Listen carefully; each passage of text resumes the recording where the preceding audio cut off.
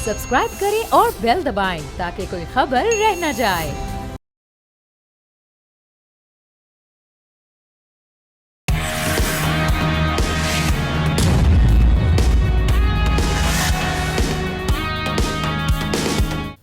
अस्सलामुअलैकुम, आप देख रहे हैं न्यूज़ पंच। मैं हूं आमना खटाना।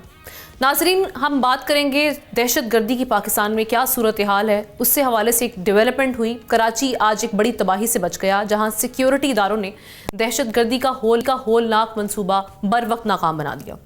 ज़ेरे हिरासत दहशतगर्दों की निशानदही पर बल्दिया रईस गोट से 4 टन से ज़ायद धमाका खेज मवाद, गैस सिलेंडर और मिनी ट्रक बरामद कर लिए गए। मंसूबा आई चौधरीकर रोड को निशाना बनाने का था। ये कार्रवाई न सिर्फ दहशतगर्दी के खित्ते की संगीनी जाहिर करती है, बल्कि रीजन में मुनज़्ज़म नेटवर्क्स की मौजूदगी पर भी सवाल उठाती है। इसी तनाजुर में हम देख रहे हैं कि बीजिंग में पाक चाइना मुश्तरका इलामी में अफगानिस्तान से दहशतगर्द तंजीमों के मुकम्मल खात्मे और सरजमीन के गलत इस्तेमाल को रोकने पर जोर दिया गया। दूसरी जानिब अमरीकी इंस्पेक्टर जनरल की अफगानिस्तान के बारे में रिपोर्ट में भी चश्मकुशा इंकशाफात हुए हैं कि 144.7 बिलियन डॉलर खर्च होने के बावजूद अफगानिस्तान की रिकंस्ट्रक्शन नाकाम रही। रिपोर्ट के मुताबिक ना दहशतगर्दी ख़त्म हो सकी, ना पोस्ट की काश्त रुकी, जबकि करप्शन रियासती ढांचे को खोखला करती रही। तो अब जो सारी सूरत हाल हम देख रहे हैं, खित्ते के अमन के लिए मुस्तकिल ख़तरा बनती जो चली जा रही है, इसके हल के लिए पाकिस्तान और चाइना जो इसकी बैठक है, ये कितनी इंपॉर्टेंट है और जो सारी सिचुएशन बन रही है उसको किस तरह से एनालाइज़ किया जाए, इस पर बात करने के लिए सीनियर एनालिस्ट एहतशामुल हक साहब और उनके साथ साथ सीनियर एनालिस्ट ज़ाहिर शाह शराजी साहब हमें ज्वाइन कर चुके हैं। दोनों को वेलकम करूंगी प्रोग्राम में। आगाज़ में शाह साहब आपसे करती हूँ। सबसे पहले तो अगर हम बात करें कि पाक चाइना जो बैठक हुई है और इसमें बड़ा क्लियरली मैसेज दिया गया है कि अफ़गानिस्तान सोयल से जो दहशतगर्द गिरोह ऑपरेट कर रहे हैं, पहले तो पाकिस्तान कहता रहा, चाइना भी हम देखते रहे बैकडोर डिप्लोमेसी उनकी जानिब से की जा रही थी, अब तो खुलकर चाइना भी इस हवाले से बात कर रहा है। और साथ ही साथ ये जो दूसरी खबर है जिसके बारे में हम बात कर रहे हैं कि इतना यहाँ पे पैसा लगा दिया गया, इन्वेस्टमेंट की गई है, लेकिन रिकंस्ट्रक्शन नहीं हो सकी, ये किस जानिब इशारा है बेसिकली? देखिए आमना, सबसे अहम इशू ये है कि 2001 के बाद अब तक 144.5 बिलियन डॉलर डेवलपमेंट की बात की जा रही है। लेकिन ये देखें, ये पैसा उन वॉरलॉर्ड या अशरफ गनी और हामिद करजई के जो करीबी लोग थे, उनके अपने रिश्तेदार थे, करीबी साथी थे, उनके ठेकेदार थे, वो ज़्यादातर ये पैसा लूटा गया। जो डेवलपमेंट के नाम पे आया वो भी लूटा गया, जो वॉर ऑन टेरर के नाम पे आया वो भी लूटा गया, इंस्टीट्यूशन का इंफ्रास्ट्रक्चर नहीं बनाया गया। 3.3 बिलियन डॉलर सिर्फ इस दफ़ा 3-4 महीनों के अंदर जो है वो अफगानिस्तान की तालिबान रजीम को मिल चुके हैं अमेरिका की जानिब से। 29 बिलियन डॉलर जो इनको मिले थे मुख्तलिफ डेवलपमेंट के कामों के लिए, वो इस्तेमाल ही नहीं हुए, ना वो इंफ्रास्ट्रक्चर प्रोजेक्ट किए गए। सिर्फ मार्च में 120 मिलियन डॉलर दिए गए। अब दूसरा आपने कहा कि जी कहाँ गया पैसा, करप्शन रही, वॉरलॉर्डिज्म था और कोई चीज़ इस्तेमाल नहीं हुई, कोई तरीक़ाकार नहीं था, दूसरा कोई मैकेनिज्म इनके पास इस तमाम चीज़ की मॉनिटरिंग कभी नहीं था, लिहाजा ये तमाम वाक़यात। तो मैं आपको एक बड़ी खबर देना चाहता हूँ। आपने जो पाक चाइना की स्टांस का कहा, साहबदार साहब और उनके जो काउंटर पार्ट थे उनके दरमियान बड़ा क्लियरली वाज़ेह रहा और मैसेज भी दे दिया गया। 2 जनवरी को एक बड़ी अहम मीटिंग अफगानिस्तान के दारुल हुकूमत काबुल में हुई और जो इस बात की तस्दीक करती है कि जो नूर वली महसूद है, उन्होंने TTP के कमांडर्स को वहाँ बुलाया और नया लाए अमल जो है वो डिस्कस किया। और ये अफगान तालिबान की सिक्योरिटी के अंदर हुआ। काबुल में एक सेफ हाउस है, गेस्ट हाउस है, जहाँ पे ये मीटिंग हुई। तो ये तो ओपन नज़र आ रहा है कि जो अफगान तालिबान के दावे हैं वो गलत साबित हो रहे हैं और TTP के अलावा भी दहशतगर्द तंजीमें यहाँ मौजूद है। सिगार की रिपोर्ट बड़ी वाज़ेह है कि कौन कौन सी दहशतगर्द तंजीम कितनी तादाद में मौजूद है और क्या कर रही है। बहरहाल एक और इशू की तरफ इशारा करूँगा। इस वक्त जो दोबारा लूट मार का बाजार गर्म है, आपने देखा कि अफगानिस्तान के मुख्तलिफ इलाकों के अंदर इस वक्त जो मिनरल्स के प्रोजेक्ट थे उसमें चाइनीज़ फर्म्स को बाहर निकाल करके अब अमरीकियों को लाया जा रहा है। ख़ासतौर पर दरियाए ओमू में जो सोने की तलाश है उसके हवाले से 3 बड़े सूबों में, बदख्शां, नमरोज और फरा में और साथ साथ ये भी कहा जा रहा है कि जोरजान में जो सोने की मुख्तलिफ कानें हैं जहाँ पे सोना निकलता है दरिया से और मुख्तलिफ पहाड़ी इलाकों से, वो तालिबान फाइटर्स ने अपने कंट्रोल में लिया हुआ है और बाकायदा भत्ता वसूल किया जाता है। और ये भी कहा जा रहा है कि वो तमाम सोना तालिबान जो है वो इस वक्त लूट मार करते हुए आपस में तकसीम करें, वो अफगानिस्तान के ख़जाने में नहीं जा रहा। تو اس قسم کے ایک نان اسٹیٹ ایکٹر آپ نے اگر امپوز کیے ہوئے تو دنیا میں میرے خیال میں کہیں بھی ایسا نہیں ہوا کہ اس طریقے سے آرمڈ گروپ جو ہے وہ ان کے حوالے ایک پوری قوم کو کر دیا جائے. تو بہت مشکل صورتحال ہے. اور میرے خیال میں یہ جو پیسہ آ رہا ہے $25 بلین کہا جاتا ہے کہ وہ مہینے کے جو ہے وہ افغان طالبان کمانڈرز کے پاکٹ میں جا رہا ہے, اس رقم کے علاوہ جو امریکہ ان کو دے رہا ہے تمام سسٹم کو رن کرنے کے لیے دوحہ ایکارڈ کے اندر. تو میرے خیال میں چائنا اور پاکستان نے بڑا واضح کر دیا, اور اس وقت ایک میننگ فل ایکشن ہونا چاہیے, کیونکہ اگر افغان طالبان رجیم اس معاملے کو سیٹل نہیں کرتی تو میرے خیال میں جو ٹرائی لیٹرل ٹاکس ہیں خاص طور پہ روزگار کے حوالے سے, خاص طور پہ سی پیک ایکسٹینشن کے حوالے سے, وہ میرے خیال میں بڑا مشکل ہوگا. آخری چیز جو میں ذکر کرنا چاہوں گا, کچھ تھوڑا سا برف پگھلتی نظر آ رہی ہے جو پاکستان اور افغانستان کے درمیان ٹریڈرز ہیں, جو قبائلی لیڈرز ہیں دونوں اطراف پہ, ان کے درمیان بات چیت کے بعد کچھ نظر آ رہا ہے کہ شاید بارڈر کھلے گا. لیکن پہلا سوال وہی ہے کہ آیا جو پاکستان کے کنسرن ہے دہشت گردی کے حوالے سے وہ افغان طالبان ایڈریس کریں گے؟ میرے خیال میں مشکل ہے. اور اب شاید چائنا اور پاکستان کے علاوہ جو ریجنل ممالک ہیں ان کو بھی چاہیے کہ ایک ڈیسائسو فیصلہ کریں کہ انہوں نے دہشت گردی کا کیا کرنا ہے. بالکل ٹھیک ہے. احتشام صاحب, یہ جو ابھی جوائنٹ اسٹیٹمنٹ آئی ہے پاکستان چائنا کی بیجنگ سے, یہ آپ سمجھتے ہیں کہ اتنی سگنیفیکینٹ ہے؟ یہ صرف وربلی نہیں کہا گیا کہ ویزیبل اور ویریفائیبل, اب ہمیں ایکشن نظر آنا چاہیے ڈسمینٹل کرنے کے لیے جو وہاں پر ٹیررسٹ گروپس ہیں افغانستان سے آپریٹ کر رہے ہیں. یہ آپ اس کو فائنل کال سمجھیں اور ہم سمجھیں گے کہ اب اس پہ امپلیمنٹیشن ہوگی. دیکھیں, چائنا پاکستان کے کانٹیکسٹ میں جو ہم دیکھتے ہیں کہ اسٹریٹجک ڈائلاگ کا ایک جو پروسیس ہمارے ساتھ ہے, یہ بڑا ریگولر فیچر ہے جو بہت اچھی بات ہے, جس کو آپ نے دیکھا وقتاً فوقتاً کبھی پاکستان اسلام آباد میں کبھی بیجنگ میں یہ ڈائلاگ ہوتے ہیں, جس کے لیے ہمارے ڈپٹی پرائم منسٹر اور فارن منسٹر اسحاق ڈار صاحب وہاں پہ موجود رہے. دیکھیں, دو تین چیزیں بڑی اہم ہیں. ایک تو یہ کہ اوور آل کانٹیکسٹ میں امن, استحکام, ملٹری کوآپریشن, اکنامک کوآپریشن اپنی جگہ پہ یہ بھی رہا. اب جس طریقے سے ریجن میں تیزی کے ساتھ صورتحال بدل رہی ہے, چائنیز بھی اپنے طور پہ پریشان ہے. خاص طور پہ بھی دیکھیں جو لیٹسٹ انٹرنیشنل کرائسس گروپ کی رپورٹ آئی ہے, جس میں انہوں نے بڑا واضح طور پہ کہا ہے کہ اب اگر افغانستان سے پاکستان میں دہشت گردی ہوتی ہے تو پاکستان کا بڑا شدید رد عمل ہوگا, سخت ایکشن پاکستان اس کا لے گا. تو اب یہ امریکن نے بھی بہت سے حوالوں سے کہا جاتا ہے, اور جو تھوڑا بہت نرم گوشہ رکھتے ہیں ان کے لیے, افغان طالبان کے لیے, کہتے بڑے کم لوگ ہیں, ان کو بڑا واضح طور پہ بتایا ہے کہ جی یہ اب ریجن میں جو آپ دیکھتے ہیں طاقت کا توازن بڑے برے طریقے سے بگڑا اور آپ کے لیے بڑے پریشانی اور مسائل ہو جائیں گے. ایک تو یہ ایک میسیج ہے بڑا واضح طور پہ کہ یہ دہشت گردی کے خلاف جو کچھ کرنا ہے اس کے لیے اپنے طور پہ جو آپ دیکھ رہے ہیں کہ جو چائنا اور پاکستان کوآپریشن کرتے ہیں, اس میں تو آپ دیکھ لیں اب تو اینٹی ٹیررزم میں تو آپ نے دیکھ لیں کوآپریشن میں, وہ تو آپ دیکھ لیں کہ امریکن بھی بیچ میں ہیں. اس حوالے سے کئی حوالوں سے آپ دیکھیں سینٹرل ایشیا, امریکہ, چائنا, رشیا, ایران ایک طرح سوچتے ہیں, خاص طور پہ جو ایمینیٹ کرتی ہے دہشت گردی افغانستان سے. تو اب آج کل تو افغانستان کے لیے تو آنا بہت برا وقت ہے. ہر طرف سے شدید اور کڑی تنقید ان پہ ہو رہی ہے. یونائٹڈ نیشن ہو, جرمنی کا کوئی فورم ہو, ہر جگہ پہ وہ کہہ رہے ہیں سر, لیکن کنڈمنیشن ایک عرصے سے آ رہی ہے افغانستان کو لے کے, کنسرنز یہ ممالک اٹھا رہے ہیں جن کا آپ نے ابھی نام بھی لیا. امریکہ کی جانب سے بھی اسلحے کی بات کی گئی, پاکستان کی کاوشوں کو سراہا گیا, اور اگر ہم دوسرے معاملات کی بات کریں باقی ممالک بھی اپنے کنسرنز ریز کرتے رہے, ڈائیلاگس کی بھی کوشش ہوئی, لیکن ہمیں کوئی, اگر ہم کہیں کہ کوئی وائبل سولوشن اس کے لیے وہ اس طریقے سے دکھائی نہیں دیا. تو اب کوئی ڈیسائسو ایکشن, جیسے شاہ صاحب بھی بات کر رہے تھے, آپ کو لگتا ہے کہ چائنا ایسے کچھ ڈیولپمنٹ کروا سکتا ہے وہاں پہ امپلیمنٹیشن کے حوالے سے؟ دیکھیں, چائنیز جس طرح زاہد شاہ بتا رہے ہیں نا, چائنیز کے کنسرن تو افغانستان میں بہت بڑھ گئے ہیں. ان کی دو بڑی کمپنیوں کو آپ نے دیکھا 3-3.5 مہینے پہلے انہوں نے وائنڈ اپ کر کے چلی گئی ہیں, اور آپ نے دیکھا وہی بائیڈن انتظامیہ جو $40 ملین ہر مہینے دے رہی تھی, پریزیڈنٹ ٹرمپ نے آ کے آمنا اس کو روک دیا تھا, لیکن اب پریزیڈنٹ ٹرمپ نے دوبارہ شروع کر دیا.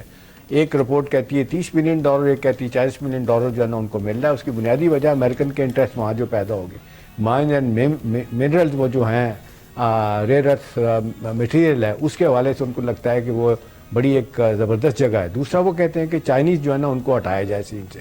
امریکن جہاں پہ دیکھتے ہیں رشیا چائنا کا انفلوئنس ہے وہ اس کو ہٹانے کی کوشش کرتے ہیں. دیکھیں, ہم نے ایک تو یہ جو مسئلہ ہے نا دہشت گردی کے حوالے سے, تو ہم بالکل ایک پیج پہ نہیں ہے بلکہ اس سے بڑھ کے کہنا چاہیے کہ ہمارا کنسنسس ہے, کوآپریشن ہے. ایک مجھے ذاتی طور پہ پتہ ہے کہ جس بات کا اس میٹنگ میں کنسرن چائنیز کی طرف سے آ رہا ہے وہ سی پیک ہے.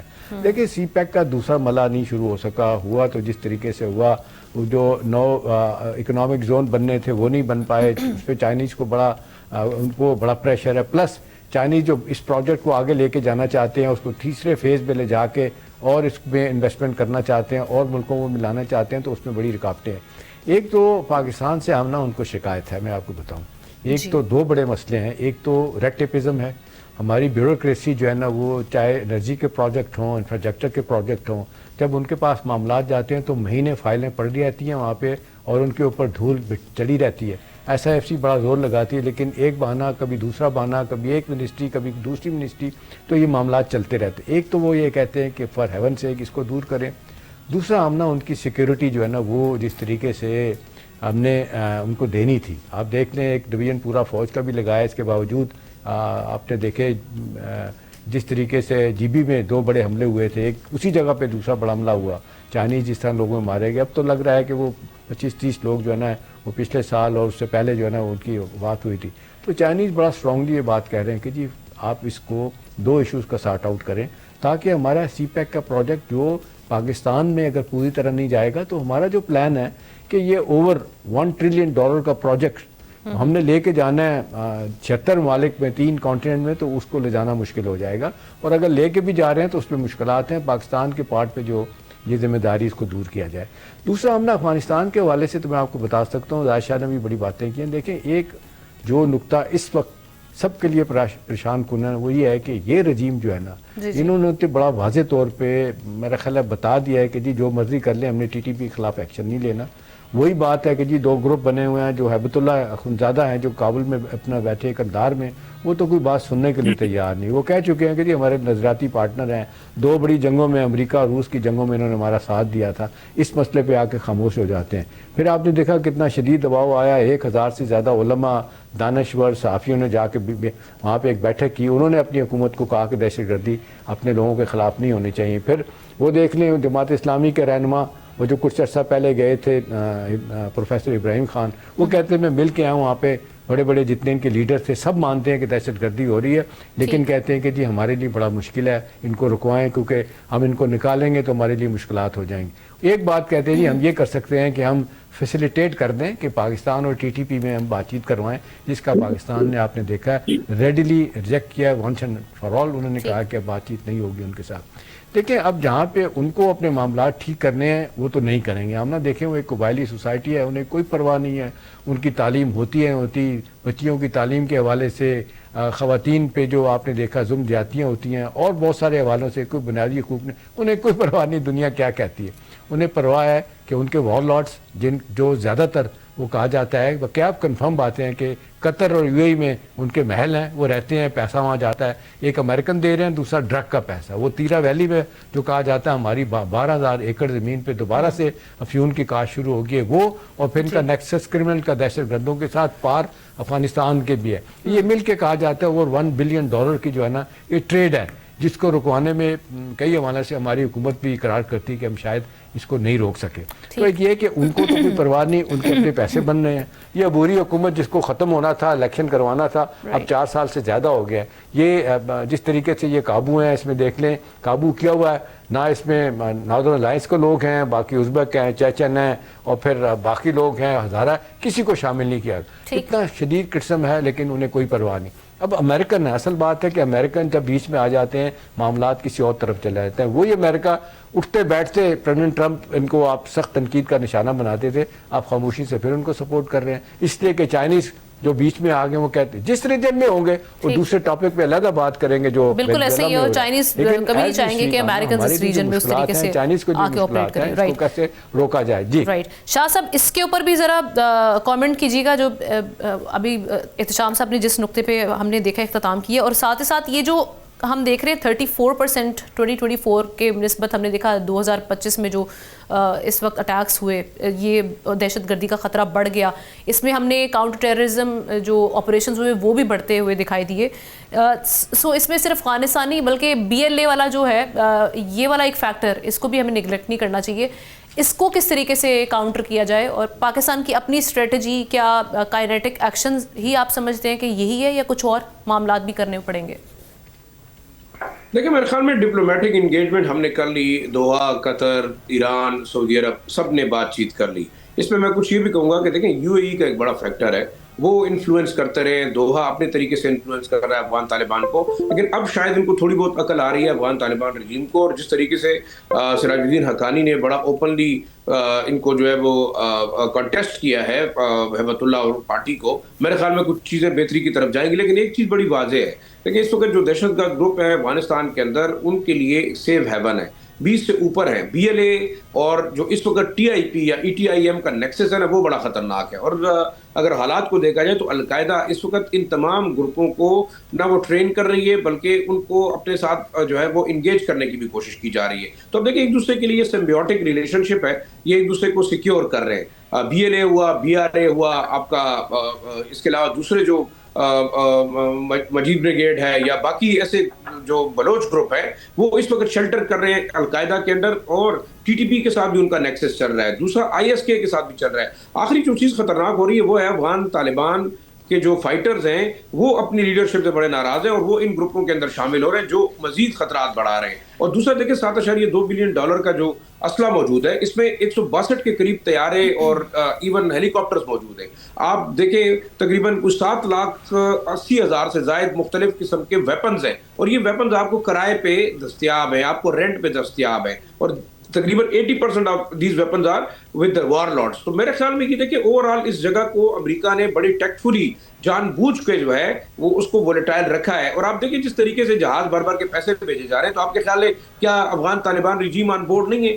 7 امریکن کمپنیاں اس وقت افغانستان کے اندر ان کو نئے ٹھیکے دیے گئے ہیں افغان طالبان کے رجیم کے دوران. اور ایک اور آپ کو بڑی خبر دوں, وہ ہے آپ جتنے منرل کے ایکسپلوریشن کے ٹھیکے دیے جا رہے ہیں یا افغانستان کے اندر ڈیولپمنٹ کے ٹھیکے دیے جا رہے ہیں, اس میں بڑی بھاری مقدار میں کمیشن اوپنلی مانگا جا رہا ہے, 30 سے 40%. اور وہ کمیشن آپ نے جمع کرانا ہوگا جا کے مختلف مدارس کے اندر ان مدرسوں کو سپورٹ کرنے میں. تو میرے خیال میں یہ سمجھتا ہوں کہ ایک بڑا خطرناک قسم کا نیکسس بن گیا ہے, اور یہ جو کرپشن حامد کرزئی اور اشرف غنی کے دور میں ہوئی ہے, اس سے زیادہ اس وقت افغان طالبان کے جو کمانڈرز ہیں وہ لوٹ رہے ہیں افغان دولت کو. یہ مزید میرے خیال میں خطرناک ثابت ہوگا. رائٹ, تھینک یو سو مچ شاہ صاحب, آپ کا شکریہ ادا کریں. آمنہ ایک میں آخری میں بات کر دوں, آمنہ ایک جو پاکستان کو جو پریشان کر رہا ہے نا معاملہ, یہ $7 بلین کا جو اسلحہ چھوڑ کے گئے ہیں, اس میں اب لیٹسٹ وہ ڈرون جو دیے گئے تھے بنو میں, ڈیرہ اسماعیل خان میں, باقی جگہوں پہ کہا جاتا ہے دن میں علیحدہ حملے ہوتے ہیں, رات کو ڈرون حملے کیے جاتے ہیں, جس کا پاکستان کی جو سیکورٹی ایجنسیز ہیں ان کے پاس اس کا توڑ نہیں ہے. اس وجہ سے بڑی پریشانی ہے کہ اس کو کیسے کاؤنٹر کیا جائے. جی رائٹ, ہم ایک بریک کی جانب آپ کا شکریہ ادا کرتے ہیں. احتشام صاحب ساتھ رہیں گے.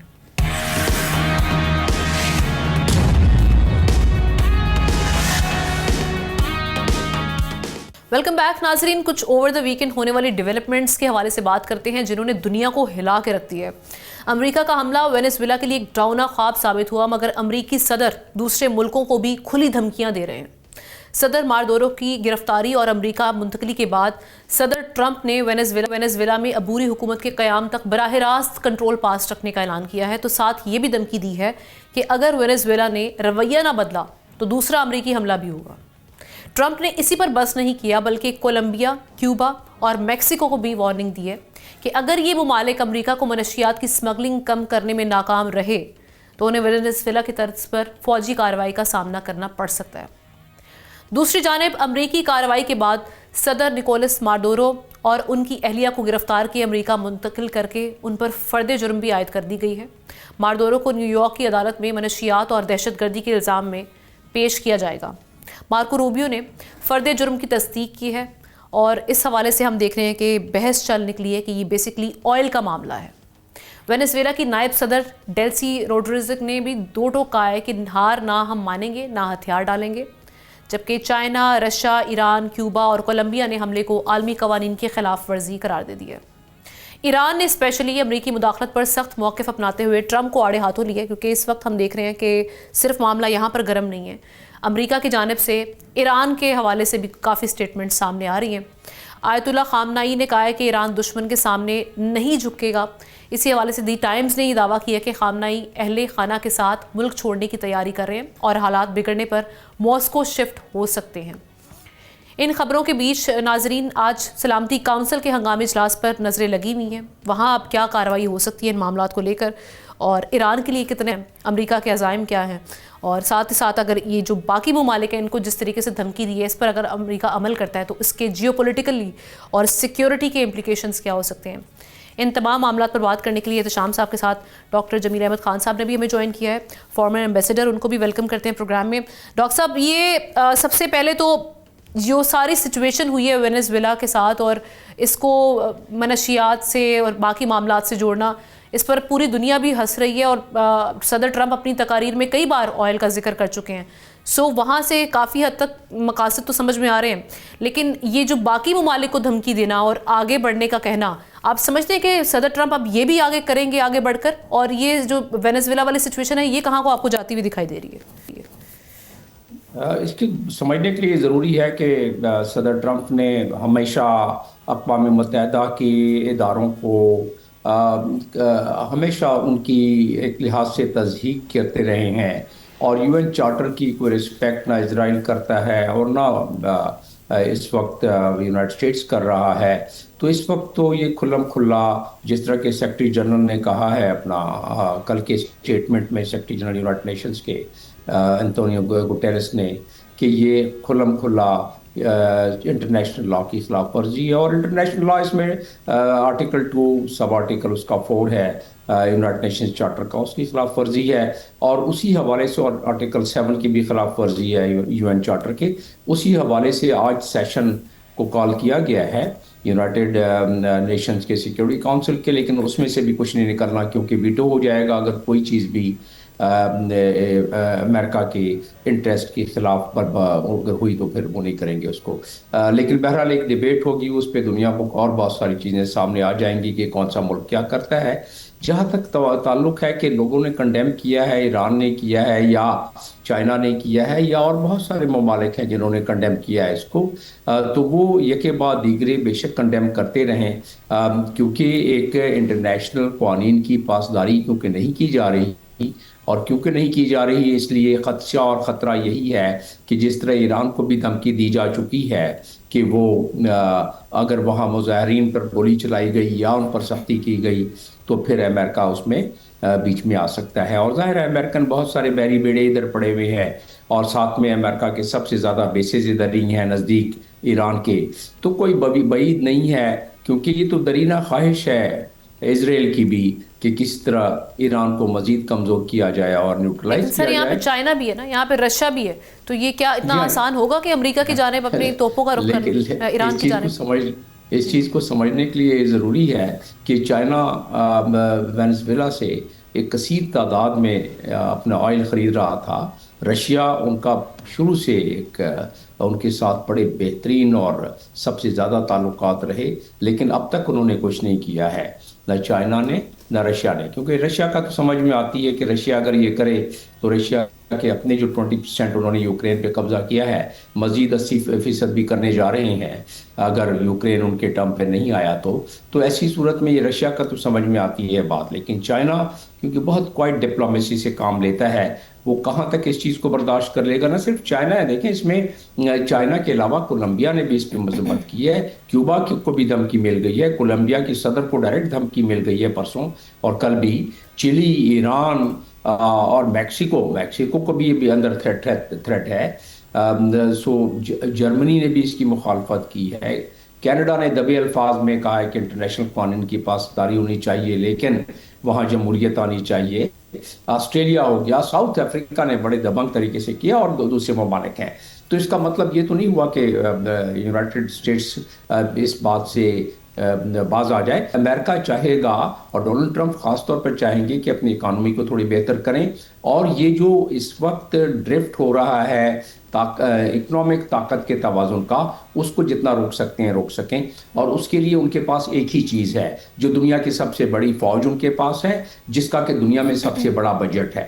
جب تک چائنا اور رشیا اس کے مقابلے میں آئے، جس میں ابھی چند برس لگیں گے، حالانکہ چائنا نے بہت سارے معاملات میں بہت زیادہ ترقی کر لی ہے اپنی عسکری ہتھیاروں اور اوزار میں، لیکن ابھی اس میں کچھ تھوڑا سا ٹائم مزید لگے گا. اس دوران میں اپنے ڈھلکتی ہوئی جو ایک گرفت ہے دنیا پر اکانومی میں، اس کو روکنے کے لیے اس قسم کے اور منظرنامے ہمیں دیکھنے کو ملیں گے. چاہے وہ ایران کا معاملہ تو مزید ایک اور گمبھیر ہو جاتا ہے کہ اسرائیل کی، جیسا میں کہہ رہا تھا، کہ بڑی درینہ خواہش ہے کہ مزید نیوٹرلائز کریں ایران کو. لیکن ان پالیسی سے صدر ٹرمپ کے لیے امریکہ میں کتنی مخالفت پیدا ہو جائے گی اور ان کے لیے کتنی مشکلات کھڑی ہو سکتی ہیں، اس کا بھی میں آپ سے جواب لیتی ہوں. لیکن میں احتشام صاحب سے بھی اس پہ ذرا کامنٹ لے لوں. احتشام صاحب، آپ کو ان ممالک کے لیے آگے کیا منظرنامہ دکھائی دے رہا ہے؟ کیوبا، میکسیکو، کولمبیا، جن کو انہوں نے دھمکی دی ہے، اور اس کے بعد ایران کے لیے آپ کس حد تک خطرات سمجھتے ہیں؟ کیونکہ آپ بھی اس سے واقف ہوں گے. ایلون مسک بہت قریبی ہیں ٹرمپ صاحب کے، اور ان کا ٹویٹ آنا مارکو روبیو کی تصویر کے ساتھ کیپشن، اور انہوں نے کہنا آئی اگری ود دیٹ، کہ وہ ان کو وہ شاہ آف ایران آنے والے دنوں میں نظر آ رہے ہیں. جی دیکھا آمنہ ون لائنر ایران کے بارے میں تو یہ ہے کہ وہ رویہ ان کا شدید تر ہوتا چلا جائے گا، کیونکہ جس طرح آپ نے دیکھا کہ انہوں نے ریزسٹنس پٹ اپ کر رہے ہیں ابھی 12-14 شہروں میں، جس طریقے سے ہیومن رائٹس وائلیشن ہو رہی ہیں وہ مہنگائی کے خلاف، خاص طور پہ اس پہ جو امریکہ کا ریئیکشن، امریکہ کہتا ہے ہم فزیکلی وہاں پہنچ کے جناب ان کو بچانے کی کوشش کریں گے. تو وہ تو ایک ایران کے خلاف تو رجیم چینج کرنے میں ابھی تک کامیابی نہیں ہوئی، لیکن ان کے ساتھ تو وہ جو بھی جس حد تک کر سکتے ہیں وہ کریں گے، چاہے اسرائیل کے ساتھ مل کر کریں چاہے اپنے طور پہ کریں. بے شک وہ کہتے رہیں ایران والے کہ جی اب اپنا ایٹمی پروگرام جاری رکھیں گے تو وہ کبھی بھی جاری رکھ نہیں دیں گے. تو میرا خیال ہے مجھے یہ کہنے میں کوئی عار نہیں کہ ایران کے لیے مشکلات ہی ہوں گی. دیکھیں ہم نا اس وقت جو وینزویلا کی صورتحال ہے نا، ڈاکٹر صاحب نے اس پہ باتیں کی ہیں، کچھ چیزیں جس طرح انٹرنیشنل میڈیا کو دیکھیں، بہت سارے آرٹیکل اوپر نیچے آئے اس میں، تو یہ تو بڑا واضح طور پہ لگ رہا ہے کہ بڑی پلان کر کے کئی مہینوں کے بعد یہ کارروائی کی گئی. ادروائز آپ دیکھیں $50 ملین ہیڈ بنی رکھی گئی تھی، موڈورو جو وزیر اپنا صدر ہے، کہ ان کو گرفتار کر کے جو مدد دے گا اس کو $50 ملین دیں گے. وہ ایسا نہیں ہوا. ابھی دو باتیں ہوئی ہیں. ایک تو جو خبریں ہیں کہ جی اندر سے وہ جو سہولت کاری ہوتی ہے جس کا ہم بھی شکار ہیں افغان وار کے حوالے سے، اندر سے لوگوں نے سپورٹ کیا. دوسرا ہم نا یہ بڑا واضح طور پہ میں آپ کو بتاؤں جو میں سمجھ پائیں، یہ باقاعدہ ڈیل کے ذریعے سب کچھ ہوا ہے. یہ بیانات کی حد تک ہوگا، وائس پریزیڈنٹ جو ہیں وہ بیان دیتی رہیں گی، اور یہی جناب وزیر دفاع اور وائس پریزیڈنٹ بالکل لوپ میں ہیں، ان کو لے کے یہ کارروائی کی گئی. ادروائز مجھے آپ بتائیں کہ چلیں بڑے جہاز تو حملے کریں تو ہمیں ہیلی کاپٹر جب حملہ کرنے جاتا ہے وہ تو بڑی نیچی اڑان پہ ہوتا ہے، اس کو تو آسانی کے ساتھ آپ ٹارگٹ کر سکتے ہیں. نہیں ہوا. اتنا فورٹیفائڈ قسم کا ان کا محل تھا، کہتے ہیں ٹنوں اس میں لوہا لگا ہوا تھا، اس کو توڑ کے اس طرح چلے جانا اتنا آسان نہیں. ایک تو مخبی کی گئی رات کو 2 بجے، بیچارے سلیپر میں ان کی بیگم کو اٹھا کے وہ لے کے چلے گئے. کیوں ہوا؟ پہلی تو بات ہے ہم نے یہ بات بڑے واضح طور پہ ہمیں میرا خیال ہے سمجھ آنی چاہیے، اور ڈاکٹر صاحب ہم سے زیادہ سمجھتے ہیں کہ ویسٹرن ہیمسفیئر میں کسی صورت میں بھی امریکہ جو ہے نا وہ نہیں چاہے گا کہ چائنا اور رشیا کا انفلوئنس ہو. ابھی 2 باتیں کرنے جا رہے ہیں. ایک تو یہ ہے کہ دیکھنے چائنا اور رشیا کا وہ اسلحہ کہتے ہیں ٹوٹل بند ہوگا. دوسرا جو ڈاکٹر صاحب بھی بات کر رہے ہیں کہ وہ اپنی اکانومی کو بہتر کرنے کے لیے جس حد تک بھی جا سکتے ہیں نا وہ جائیں گے، اس کو ویپنائز کریں، اکانومی کو، ہتھیار کو وہ کریں گے. ابھی یہ ہوا کیا ہے دیکھیں، لڑائی جو شروع ہے نا، اب نمبر 1 پیدا کرنے والا تیل ہے، اور یہ ہارڈ کروڈ آئل جو ہوتا ہے نا، ہیوی کروڈ آئل، وہ یہیں پہ زیادہ بنتا ہے. اس کے لیے امریکن نے ماضی میں 3-4 اسٹیٹس میں، خاص طور پہ ٹیکساس اور لوزیانہ میں ایک اسپیشل قسم کی ریفائنری بنائی تھی. اب جب سے جھگڑا ایک عرصے سے ان کا چل رہا ہے، وہ ریفائنریز بند ہے. امریکن کمپنیوں کو نقصان ہو رہا ہے، وہاں پہ نوکریوں کے مسائل پیدا ہوئے. اس وجہ سے ایک تو یہ لگ رہا تھا کہ یار امریکن کمپنیوں کے انگریڈینٹس دوبارہ لائی جائے. ایک وہ کیا. اسلحہ جو ہے نا وہ چائنا سے لے رہے تھے، رشیا سے لے رہے، اس کو بلاک کیا. اور میرا خیال ہے ڈاکٹر صاحب اس کا بھی آپ بعد میں ضرور جواب دیجیے گا. مجھے تو لگتا ہے ہم نا یہ چائنا اور رشیا کے لیے تو جس کو کہتے ہیں انہوں نے اوپن دعوت دے دی ہے پریزیڈنٹ ٹرمپ نے کہ بھئی تم جو کرنا ہے جلدی سے یوکرین میں کرو، ہم تمہارے ساتھ ہیں انڈائریکٹلی. یہی چائنا کو انہوں نے کہہ دیا ہے. اب چائنیز کا ریئیکشن آپ نے دیکھ کیا ہے، وہ کہتے ہیں جی ہم نہیں سمجھتے کہ ہمارے اس مسئلے پہ کہ امریکہ کے ساتھ تعلقات خراب ہوں گے. اب کہنے والے لوگ یہ کہہ رہے ہیں کہ جس طریقے سے تائیوان میں پچھلے 4 مہینوں سے نیول ایکسرسائز ہو رہی ہیں، وہ تو چائنیز کسی صورت میں بھی آپ دیکھنے وہ وہاں جائیں گے. اور یہ ان کے لیے میسج ہے اپنا امریکہ کی طرف سے کہ جی کر لے جو کرنا. ادھر انہوں نے جاپان، کوریا، فلیپین کو کہہ دیا، ایک ہاتھ اٹھا دیے پریزیڈنٹ ٹرمپ نے کہ جی میں ذمہ داری نہیں لیتا، اپنی جناب آپ خود ہی اپنا دفاع کا بندوبست کریں، جو انہوں نے نیٹو کے ممالک کو کیا ہے. تو ان کا تو بڑا واضح طور پہ ایک موڈ ہے پریزیڈنٹ ٹرمپ کا. باقی آپ دیکھ لیں امریکہ میں تو کہنے کے لیے تو اپنا مخالفت ہے. 3 لوگوں کی مخالفت سامنے آئی ہے. ایک آپ نے دیکھیں برنی سینڈرز ہیں، وہ جو لیفٹسٹ لینیت کے سینیٹر ہیں، ایک انہوں نے بات کی ہے. تلسی بگاڑ جو ہے نا وہ جو ان کی اگرچہ گورنمنٹ میں ہے ویسے زیر اطاعت ہیں، جو سی آئی کے چیف ہیں، انہوں نے بیان دیا ہے، یا آپ دیکھ لیں وال اسٹریٹ جرنل نے کہا ہے کہ جی یہ تو اس سے زیادہ اور کوئی غلط بات نہیں ہو سکتی، بلکہ ایک لفظ انہوں نے بڑا سخت اس کے لیے یوز کیا تھا جو آپ نے کیا ہے۔ باقی آپ دیکھتے ہیں کوئی ری ایکشن نہیں، اور وہ جو انہوں نے پریزیڈنٹ ٹرمپ نے کہا کہ جی ہم تو گرین لینڈ کے لیے اب جائیں گے جہاں مائنز اینڈ منرل ہیں، یہی افغانستان میں کر رہے ہیں، یہاں پہ بھی یہ کر رہے ہیں۔ اور دوسرا کولمبیا اور میکسیکو برازیل کے لیے بڑی زبردست قسم کی وارننگ ہے کہ ہم آپ کے پیچھے بھی آ رہے ہیں۔ باقی آپ دیکھ لیں آمنا کہا تو یہی جاتا ہے کہ اس طرح کے حملوں کے لیے کانگریشنل اپروول کی ضرورت ہوتی ہے، وہ کوئی نہیں لی گئی، لیکن خاموشی سے اندر خانے یہ آپ دیکھ لیں ڈیموکریٹس بھی اس کے حمایتی ہیں، ٹرمپ کے تو ریپبلکن تو ہے ہی ہیں، سب کچھ کر رہے ہیں، تو دیکھیں کوئی اتنی بڑی مخالفت کا سامنا نہیں کرنا پڑے گا، بیانات دیتے رہیں گے۔ ابھی جس طرح ہمارے کئی والوں سے آپ نے دیکھا امریکہ کی انوالومنٹ میں، مجھے یاد آ رہا ہے ہمارے پرائم منسٹر یوسف ذرا گیلانی تھے، انہوں نے بیان دیا تھا بڑا سخت قسم کا، اور وہاں سے جو اطلاعات یہیں آئی تھی جب دہشت گردی ہو رہی تھی امریکہ کے خلاف کہ جی ہم بیان دیتے رہیں گے، آپ اس کو سیریس نہ لیں، جب ڈرون حملے کیا کرتے تھے امریکن تو آپ لگے رہے اپنے کام میں، تو یہی وہاں پہ بھی ہو رہا ہے۔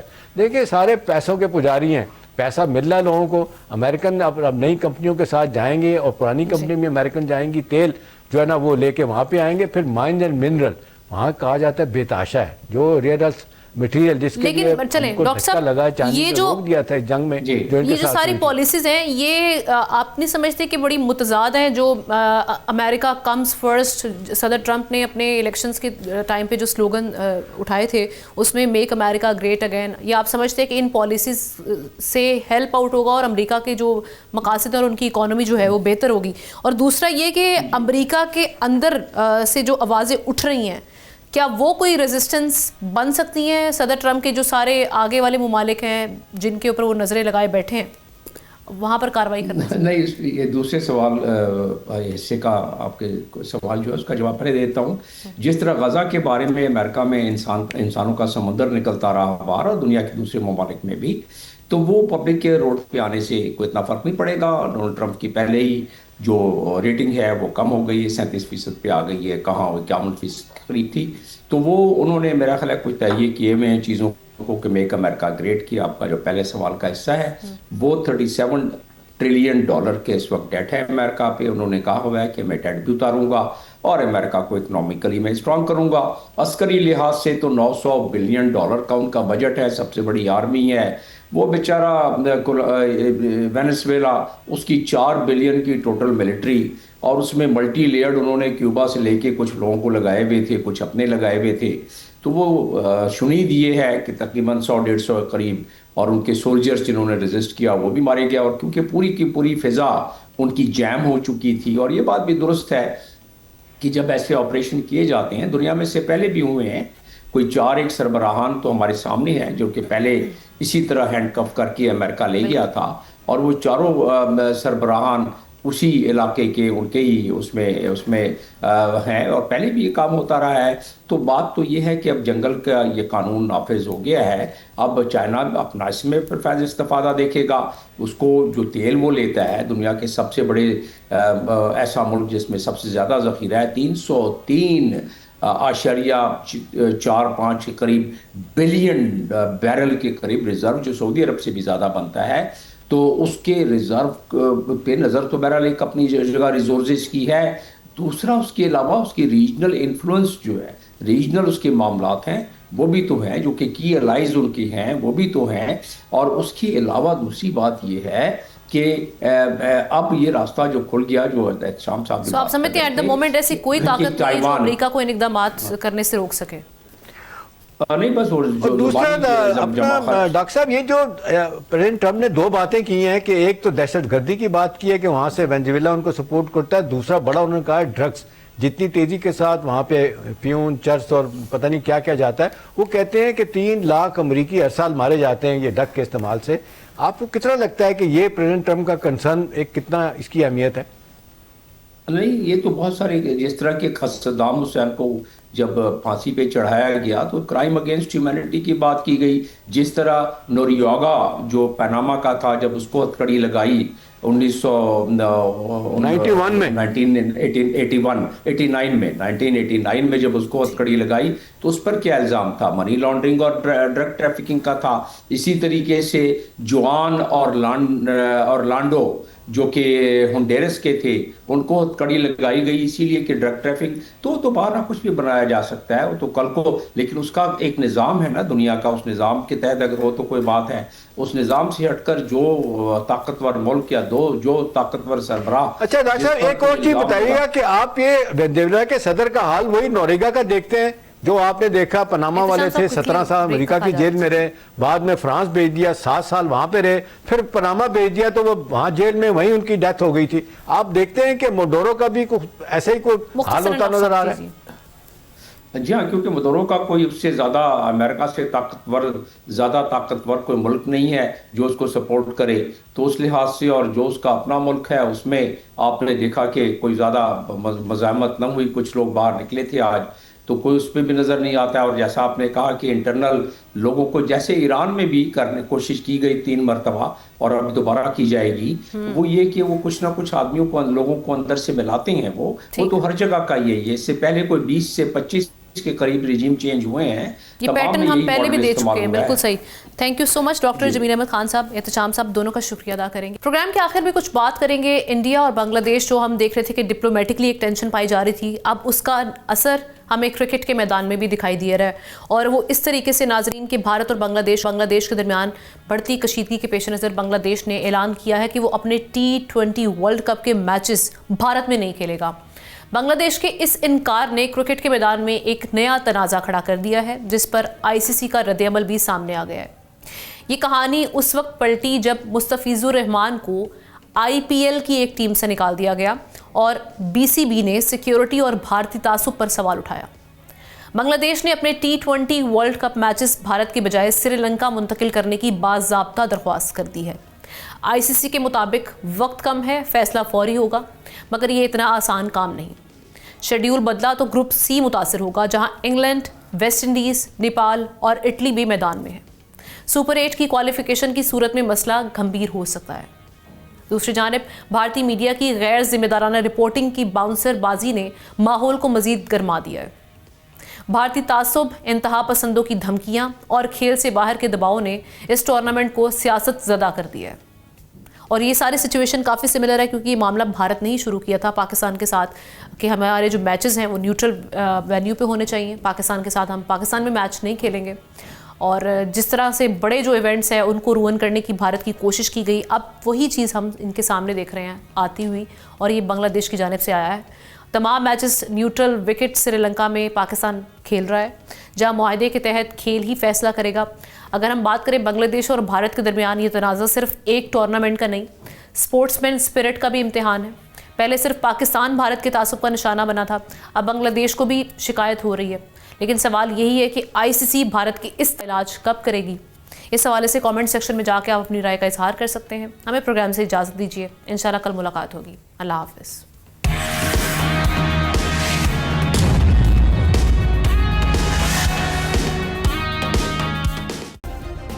سبسکرائب کریں اور بیل دبائیں تاکہ کوئی خبر رہ نہ جائے.